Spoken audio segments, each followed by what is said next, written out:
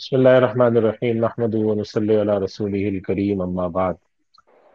روشن digital account جو ہے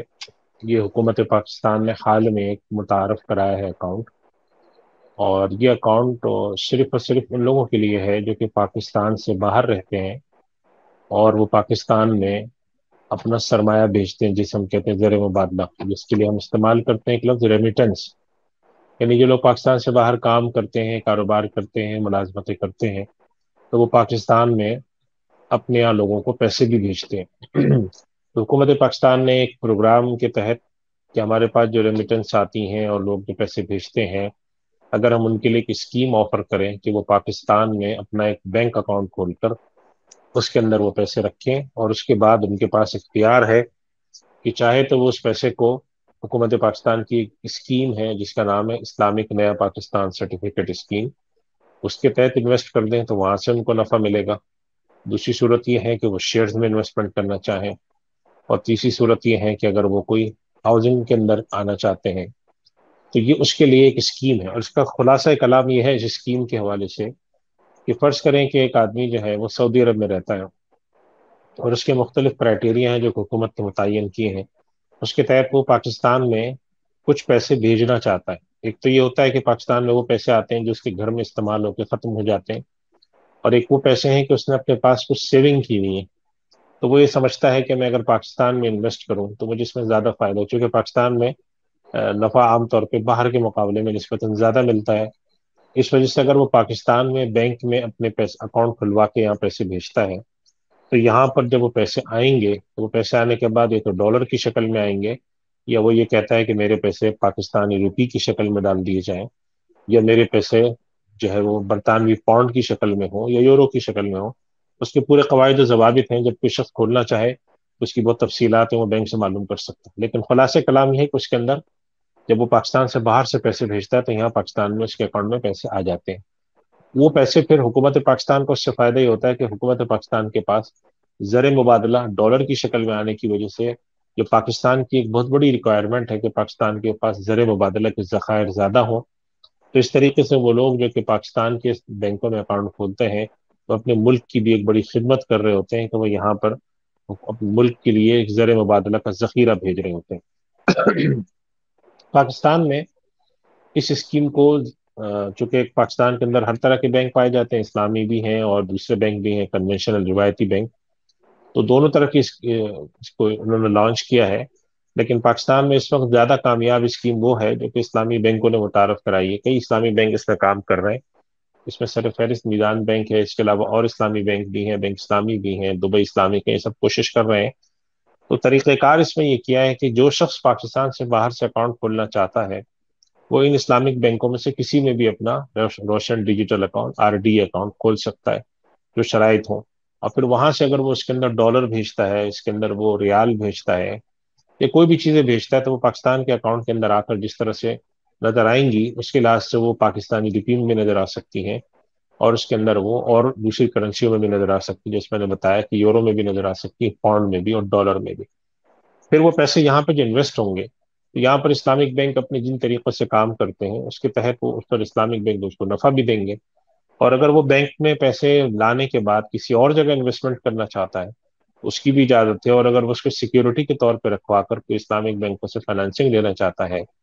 تو وہ بھی اس طریقہ کار ہے جو یہاں پہ اجازت ہے۔ تو اس کا فائدہ یہ ہوا ہے کہ جو پاکستان سے باہر بہت سارے ہمارے پاکستانی بھائی وہاں رہتے ہیں، اور بسا اوقات ان کے پاس پیسے پڑے ہوتے ہیں، اور بسا اوقات تو پیسے انہوں نے اپنے باہر ممالک کے، خاص طور پہ ان ممالک میں جہاں پہ اسلامی بینکس نہیں ہیں، یا مثلا یورپ اور امریکہ وغیرہ میں، ان سب جگہوں پہ جہاں پہ آسانی سے آپ کو ڈپازٹ سائٹ پر انسٹیٹیوٹ نہیں ملتے، تو ان لوگوں کے لیے بڑی آسانی یہ ہو گئی کہ وہ پاکستان کے اندر پیسے بھیجتے ہیں تو یہاں پر ایک اسلامی طریقے سے بھی ان کو اکاؤنٹ میں چیزیں میسر ہو جاتی ہیں اور ان کو نفع بھی مل رہا ہوتا ہے۔ اور پھر اس کے علاوہ یہاں پر پاکستان کے اندر شریع کمپلائنٹ اسٹاکس کے اندر بھی وہ پیسے لگا سکتے ہیں، پراپرٹی میں بھی لگا سکتے ہیں، اور اس کے علاوہ جو کوئی اور چیز وہ کرنا چاہیں تو وہ کر سکتے ہیں۔ تو اس سے کئی جہت سے فائدے ہوتے ہیں۔ وہ لوگ جو کہ باہر بیٹھے ہیں ان کو یہ فائدہ ہوتا ہے کہ ان کے بہت سارے کام ہو جاتے ہیں، یہاں پر اکاؤنٹ کھولنے کے نتیجے میں نفع بھی مل سکتا ہے اور بہت ساری اپرچونیٹیز میں لگا سکتے ہیں۔ حکومت پاکستان کو ایک بڑا فائدہ یہ ہوتا ہے کہ حکومت پاکستان کے پاس زر مبادلہ کے ذخائر بہتر ہوتے ہیں، ظاہر ہے وہ ڈالر جو کہ آپ کے پاس یہ تو ہنڈی کی شکل میں آ رہا تھا، یا وہ ڈالر جو کہ پاکستان میں نہیں آ رہا تھا، باہر تھا، اب وہ پاکستان میں آ رہا ہے، تو اس سے پاکستان کے زر مبادلہ کے ذخائر اچھے ہوتے ہیں۔ اور تیسرا ہے کہ پاکستان میں جو انسٹیٹیوشن ہے، جو اسلامک بینکس ہیں اور اس کے علاوہ جو ادارے قائم ہیں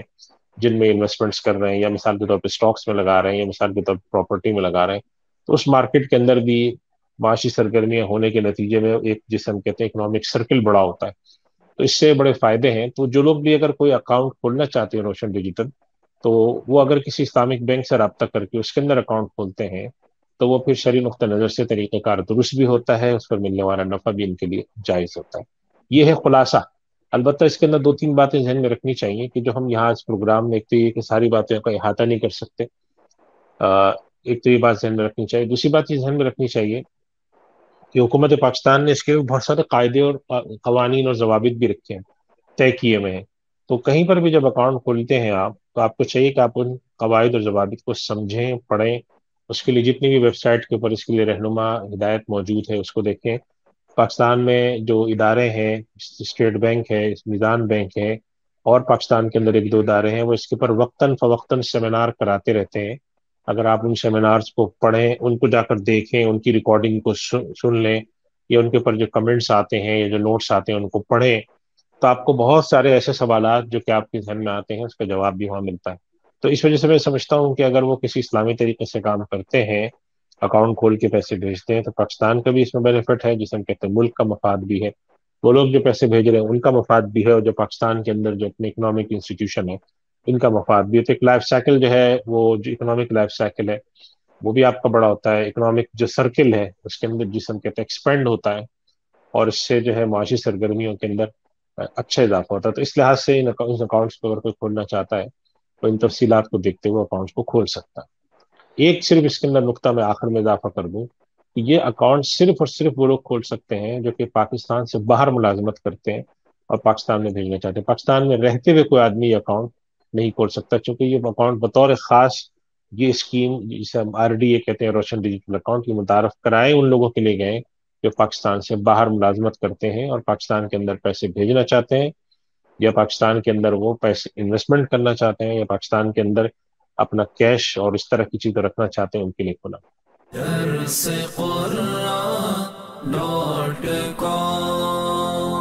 www.darsequran.com